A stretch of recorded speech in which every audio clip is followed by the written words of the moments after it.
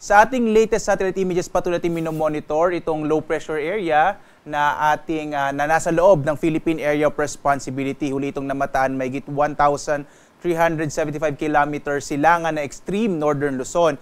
Base sa ating mga pinakahuling datos, nakikita natin na itong low pressure area na ito ay malaki yung tsansa na maging bagyo ngayong araw. Pero posible din yung senaryo na ito ay palabas na ng Philippine Area of Responsibility. So magbibigay po tayo na update kung ito bang low pressure area na ito ay magiging bagyo sa loob ng Philippine Area of Responsibility. Ang pangalan ng susunod na bagyo na mabubuo sa loob ng Philippine Area of Responsibility or papasok ng Philippine Area of Responsibility ay letter D na po tayo, so Dindo. Itong low pressure area na ito ay wala namang direktang epekto sa anumang bahagi ng ating bansa. Hindi niya rin masyadong napapalakas ang habagat at ang southwest monsoon o yung habagat nga ay nakakaapekto partikular na sa kanlurang bahagi ng Luzon, sa Luzon at dito rin sa may bahagi ng Kabisayaan. Ngayong araw malaki yung tsansa ng maulap na kalangitan na may mga pag-ulan lalong-lalo na sa bahagi ng Ilocos Region, gayon din dito sa may western section ng Central Luzon, itong area ng Zambales at Bataan.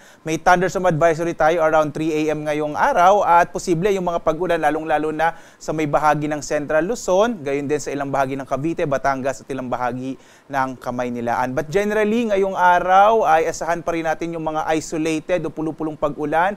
Pagkilat pagkulog sa malaking bahagi ng ating bansa. Makikita nyo itong bahagi ng Mindanao, halos walang masyadong kaulapan, pero posible pa rin yung mga thunderstorm sa hapon hanggang sa gabi. Sa sunod na ilang mga araw, aasahan pa rin natin yung epekto ng southwest monsoon o habagat, lalong-lalo na dito sa may Ilocos region, kaya posible medyo maulap pa rin yung kalangitan sa mga susunod na araw. Samantala, sa iba pang bahagi ng ating bansa for the rest of the week, ina-expect pa rin natin yung mga isolated o pulupulong pag-ulan, pagkilat pagkulog sa hapon, hanggang sa gabi.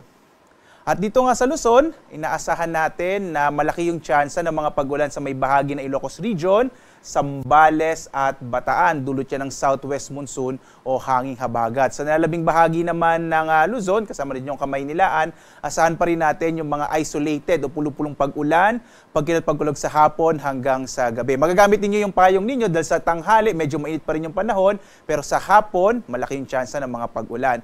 Agwat ang temperatura sa Lawag, 25 to 32 degrees Celsius, sa Tuguegarao hanggang 35 degrees Celsius, sa Baguio, 17 to 22 degrees Celsius, habang sa Kamaynilaan, 25 to 32 degrees Celsius. Sa Tagaytay naman, 23 to 30 degrees Celsius, habang sa Legazpi, 26 to 33 degrees Celsius. Dito naman tayo sa Palawan, Visayas at Mindanao. Dito nga sa Palawan, asahan pa rin natin ang generally fair weather at mga pag-ulan sa hapon hanggang sa gabi. Agwat ang temperatura sa Calayan Islands, 25 to 32 degrees Celsius, at gayon din yung temperaturang mararanasan sa Puerto Princesa, 25 to 32 degrees Celsius. Malaking bahagi din ng Kabisayaan ay makaranas ng mga isolated o pulupulong pag-ulan, pagkidlat pagkulog. Agwat ang temperatura sa Iloilo, 26 to 32 degrees Celsius. Sa Cebu, nasa 26 to 33 degrees Celsius, habang sa Tacloban, 26 to 32 degrees Celsius. At kagaya nga ng pinakita ko kanina, malaking bahagi rin ng Mindanao, wala masyadong kaulapan tayong namataan gamit ng ating mga satellite images.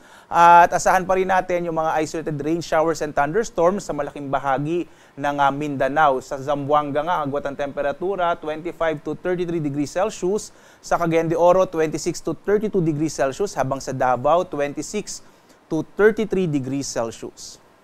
Sa ngayon naman, wala tayong nakataas na gale warning, kaya ligtas naman pumalaot ang mga sasakyang pandagat at malilit na mga bangka sa mga baybayin ng ating bansa. Mag-ingat lamang po, nasa panahon pa rin tayo ng tag-ulan, malaki yung tsansa ng mga thunderstorms na kung minsan ay nagpapalakas ng alon ng ating mga karagatan.